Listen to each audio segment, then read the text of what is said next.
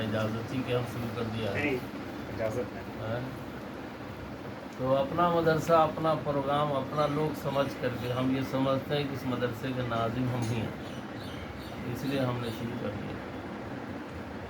تو میں نے آپ سے یہ عرض کیا کہ حضرت مفتی محمد ثناء الہدیٰ قاسمی صاحب یہاں تشریف لا چکے ہیں. بات اصل ان کی ہوگی، اور وہ اپنی ذات میں ایک انجمن ہے، اور ان کا علم، ان کی تحقیق، ان کی سمجھ، ان کی فکر اس وقت ایک یونیورسٹی کے برابر ہے، اور دنیا کے اہل علم نے ان کے علم پر اعتماد کیا ہے اور کر رہے ہیں.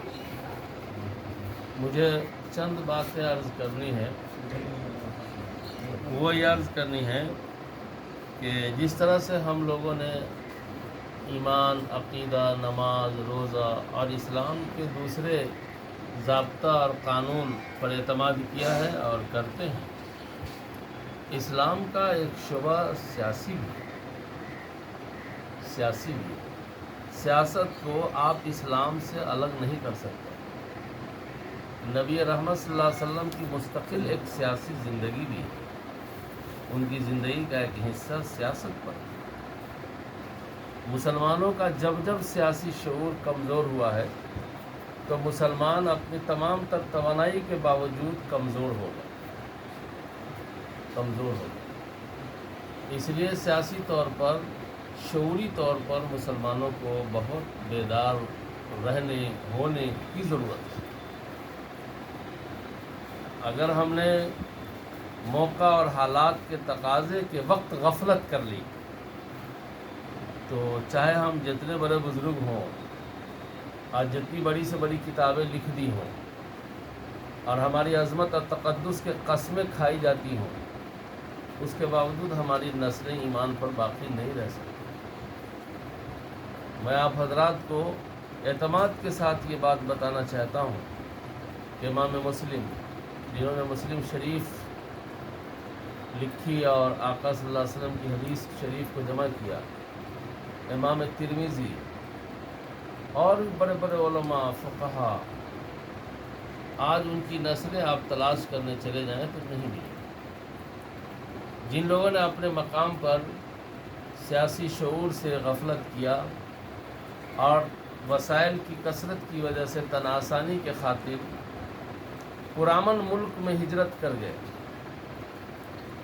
آج حال یہ ہے کہ ان کا 95% حصہ مرتد ہو چکا ہے اور 5% حصہ ہے جو ایمان پر باقی.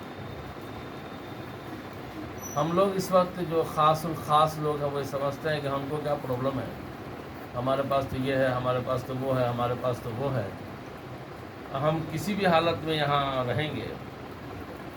لیکن یہ سوچ صحیح نہیں. اللہ نے جتنا کل بل دل چھل دیا ہے اس سے ملک کے دستور کے مطابق جمہوری سسٹم سے اپنی آزادی کی حفاظت کی فکر کرنا چاہیے. ایک ہے ملک کو آزاد کرانا، وہ تو کرا لیا ہمارے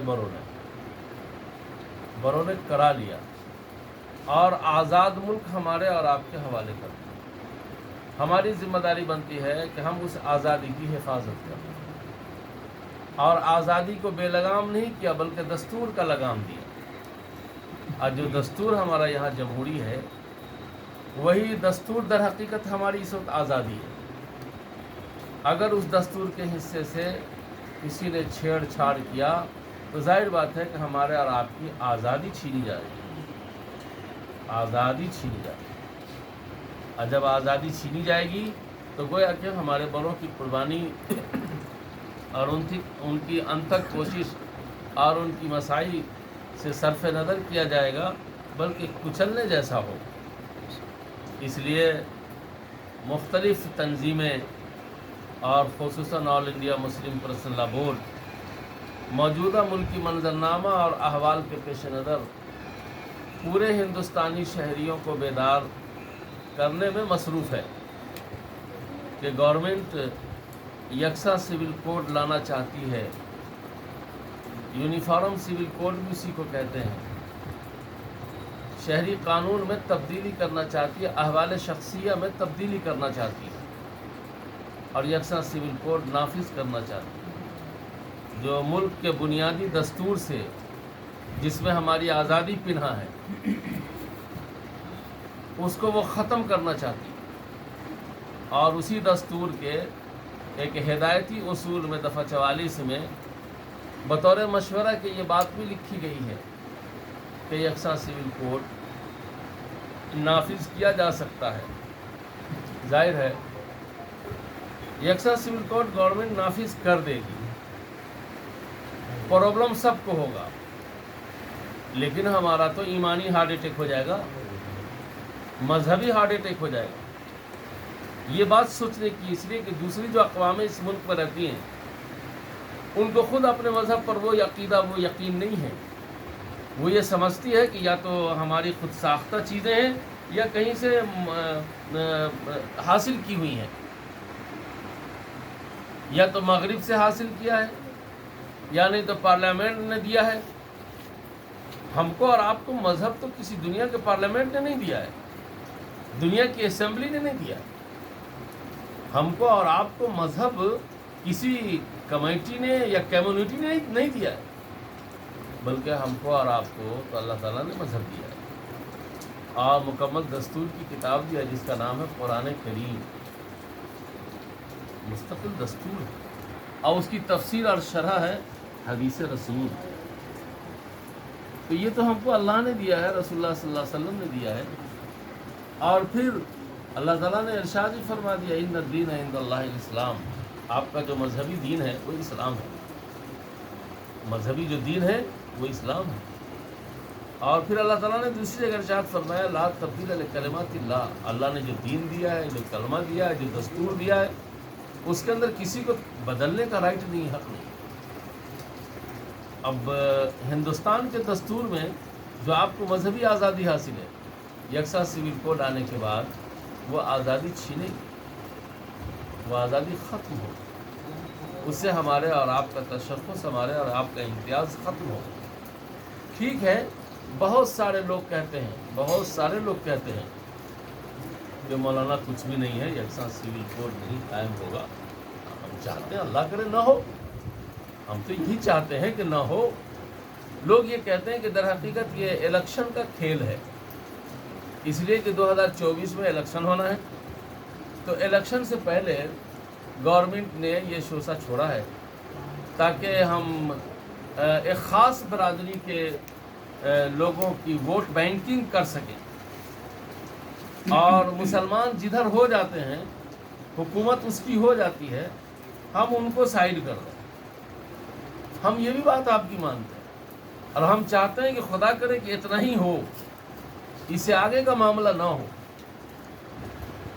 لیکن کیا اس امید اور اس مہوم میں کسی کی عملی شکل کو دیکھ کر ہم کوئی تدبیر نہیں کریں گے بچنے کی، اور صرف یہ سوچ کر کے چھوڑ دیں گے کہ یہ معاملہ الیکشن کا ایشو ہے؟ جبکہ لاء کمیشن نے ہندوستانی شہریوں سے اپنی رائے مانگی کہ آپ رائے دیجیے کہ آپ کو یکساں سول کوڈ منظور ہے یا نہیں، رائے دیجیے۔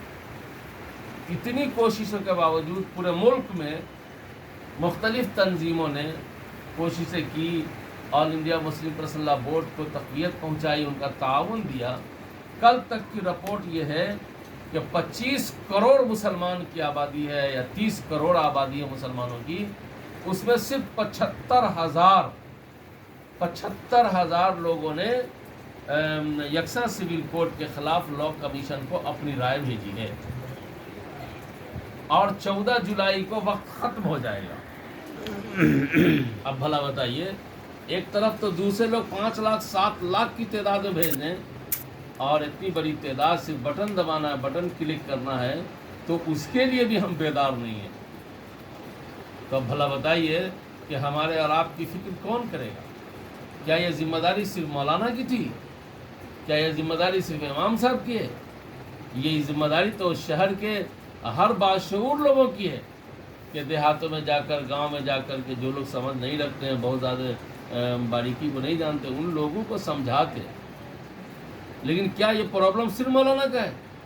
مولانا کا پرابلم اضافی طور پر یہ ہے کہ کہیں قانون آ گیا تو ہمارے مسلمان بھائی سے ان کا تشخص، ان کا امتیاز، ان کی خصوصیت چھین لی جائے گی اور ان کو کسی نہ کسی دوسرے دھرم کے ضابطے قانون کے ساتھ ملا دیا جائے گا، اس وقت ہم بہت پریشان ہوں گے، بہت دشواری میں مبتلا ہوں گے، بہت مبتلا ہوں گے۔ اس لیے اپنی رائے دینی چاہیے۔ بعض لوگ کہتے ہیں، یہ بھی کہتے ہیں کہ ارے بھائی بابری مسجد کے لیے اتنی کوشش کی گئی، طلاق ثلاثہ کے لیے اتنی کوشش کی گئی، کچھ تو ہوا نہیں، کچھ تو ہوا نہیں۔ ہم کہتے ہیں کہ آدمی ہاسپٹل میں جا کے مر جاتا ہے تو کیا علاج چھوڑ دیتا آدمی؟ جب تک مرتا نہیں ہے اس وقت تک تو علاج جاری رکھتا ہے۔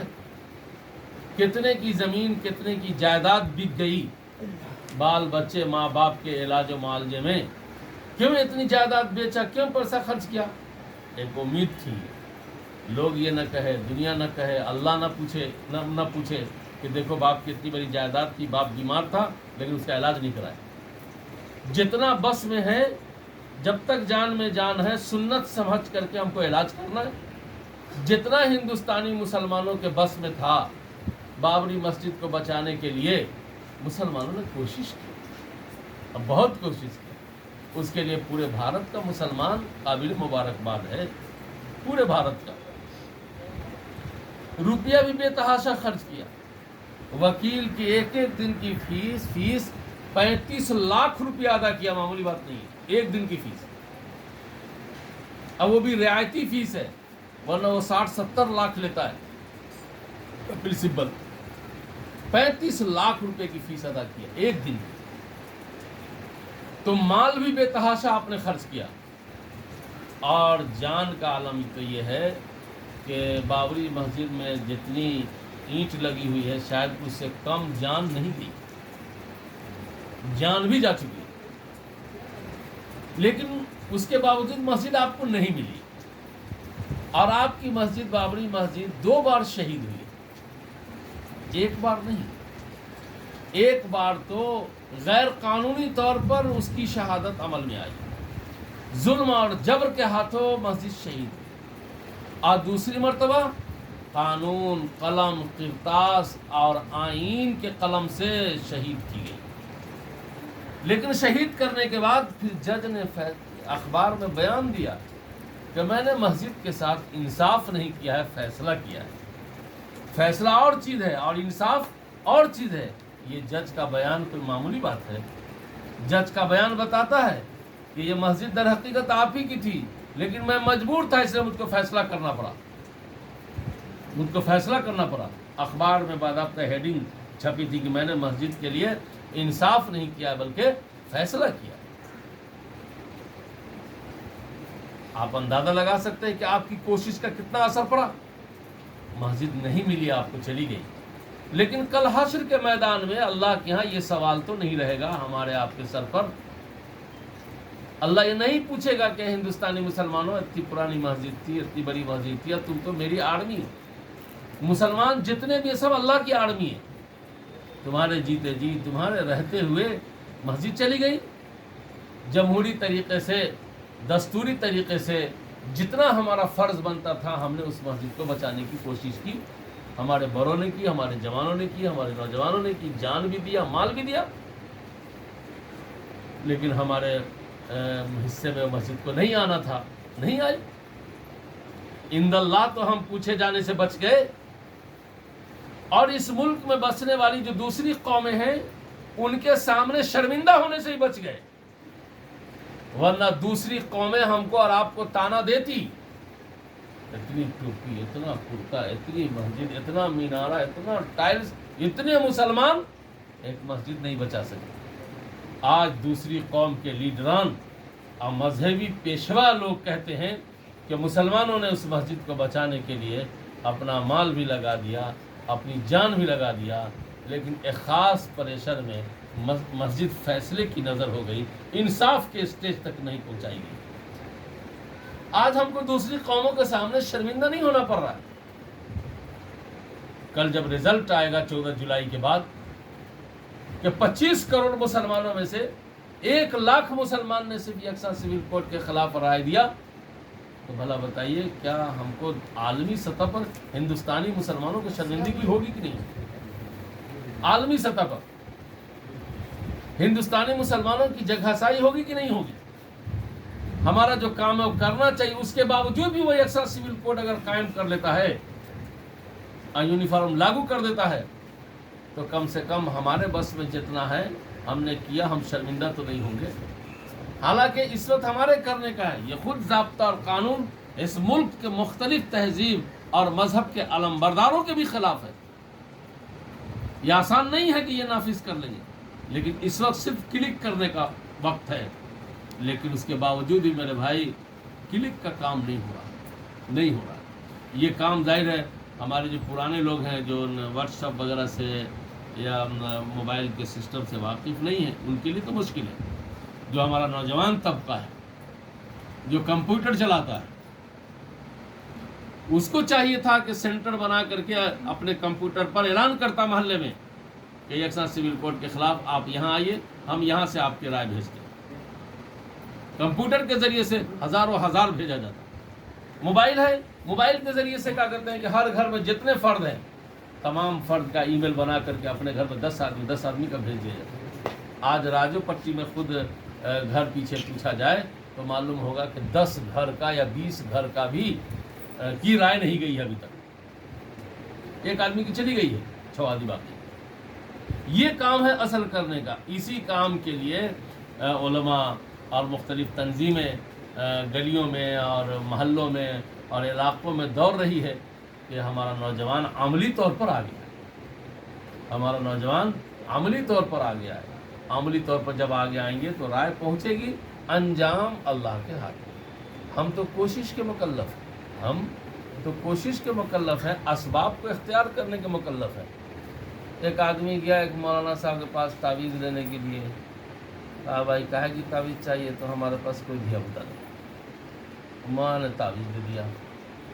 آگے حضرت آپ کب ملے؟ تو 3 مہینہ کے بعد آیا۔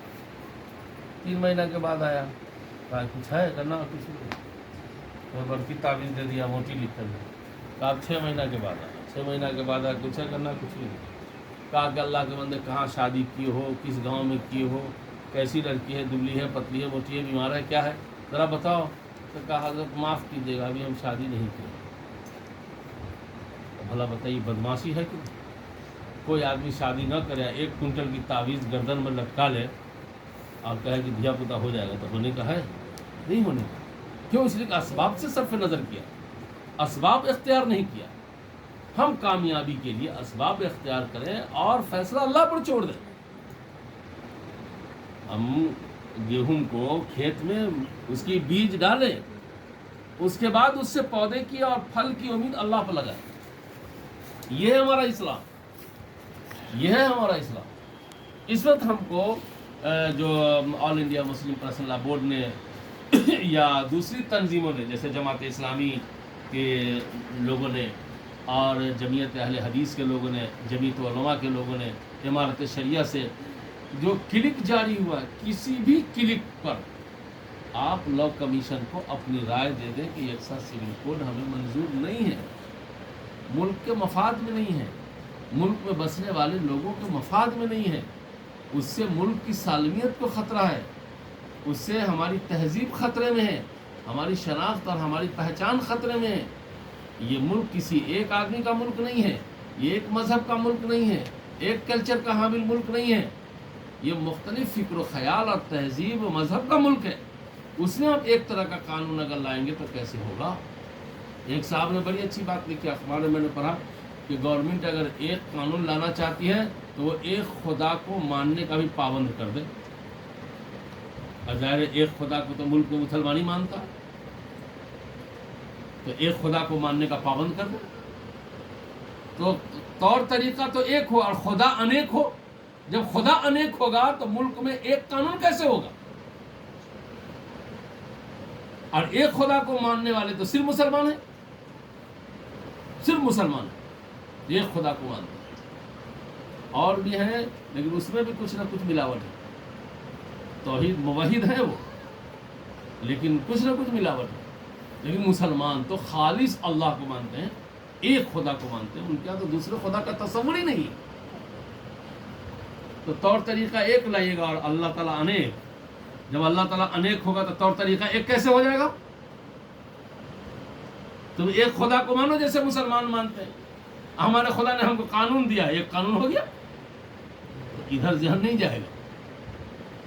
ایک خاص ذہنیت کام کر رہی ہے ملک میں جو بڑی مٹھی بھر ہے، اب وہ حکومت تک پہنچی. بعض حضرات نے یہ بھی کہا ہے کہ بھائی دیکھیے اس پر زیادہ شور ہنگامہ نہیں کرنا ہے. واقعی شور ہنگامہ کرنا بھی نہیں. ہمارے مسلم پرسنل لا بورڈ والے نے تو لفظ احتجاج کو بھی نہیں لکھا ہے اپنے مضمون میں کہ احتجاج ہی مت لکھیے، احتجاج کرنا ہی نہیں ہے. ہمارا آبجیکشن ہے، ہمارا اعتراض ہے. اور اعتراض کی بنیاد یہ ہے کہ یکسر سول کوڈ کے آنے سے یہ دشواری ہوگی، یہ پریشانی ہوگی. اس لیے ہمارا اعتراض ہے، ہمارا احتجاج نہیں. ہم تو اصولی طور پر کام کرنا چاہتے ہیں، بہت سالمیت اور سائلنٹ سے کام کرنا چاہتے ہیں، اور وہی کرنا ہے. سڑکوں پہ ہرگز نہیں آنا ہے. لیکن حکومت جب بدل جائے گی تو ساری چیزیں بدل جائیں گی. حکومت جب بدلے گی تب نا، ابھی تو نہیں بدل رہی ہے. ٹھیک ہے، اسی کے لیے مسلمان ایک جٹ نہیں ہوتا ہے، اسی کے لیے قومیں ایک جٹ نہیں ہوتی، بندر بانٹ ہو جاتی ہے. یہ تو بات صحیح ہے کہ حکومت جب بدلے گی تو حالات بدلیں گے، اور حکومت کے بدلنے میں بھی ہمارے آپ کا کردار رہے گا. ہم جیسا کردار پیش کریں گے حکومت پر اس کے اثرات ہوں گے. اس وقت میرے بھائیوں، میرے جوانوں، نوجوانوں میں، بڑے بزرگوں کو نہیں لیکن نوجوانوں سے کہوں گا جو موبائل کو خوب اچھی طرح چلانا جانتے ہیں، سسٹم کو سمجھتے ہیں، ان کو چاہیے کہ وہ لنک پر کلک کرنے کا کام اہتمام سے کرا دیں. ابھی بھی وقت ہے. محلے میں چلے جائیں، گھروں میں چلے جائیں، اجازت کے ساتھ جائیں، موقع مناسب دیکھ کر کے جائیں. دوسرے محلوں میں چھلانگ لگانے کی بھی زیادہ ضرورت نہیں. اپنے اپنے محلے کو کور اگر کر لیں تو ہم سمجھتے ہیں کہ ایک بہت بڑی تعداد ہے جو خود ہمارے راجو پٹی سے لا کمیشن کو چلی جائے گی رپورٹ. معمولی آبادی ہے راجو پٹی میں، بہت بڑی آبادی. ایک آدمی اگر بٹن دبائے تو ایک بہت بڑی تعداد وہاں چلی جائے. بس میرے بھائی یہی چند باتیں مجھے اس وقت عرض کرنی تھی، میں نے آپ سے عرض کیا. اور خدا کے واسطے اپنے سیاسی شعور کو مستحکم کیجیے اور سیاسی شعور کے ساتھ زندہ رہیے، بیداری کا ثبوت دیجیے. نہیں تو پتہ نہیں آگے چل کر کے کیا ہونے والا ہے، کیا ہوگا، اللہ ہی جانتا ہے. ملک کا موسم، ملک کا ٹمپریچر، ملک کا رنگ بہت فکر مند بنا رہا ہے ہم کو اور آپ کو. ہم لوگ اسی قدر غافل ہیں. ہر آدمی یہ سوچ رہا ہے کہ اللہ کو کچھ ہوا چلیے جانے دیجیے. ایسا نہیں سوچنا چاہیے. مجھے امید ہے کہ جو بات میں نے ابتدائی طور پر آپ تک پہنچانے کی کوشش کی ہے، آپ حضرات نے اس کو اچھی طرح سمجھا ہے. حضرت مفتی ثناء الہدیٰ صاحب تشریف لائیں گے انشاءاللہ. مفتی صاحب کی بات آپ سے ہوگی. اس سلسلے میں آپ حضرات کو اگر کچھ پوچھنا ہو تو پوچھیے.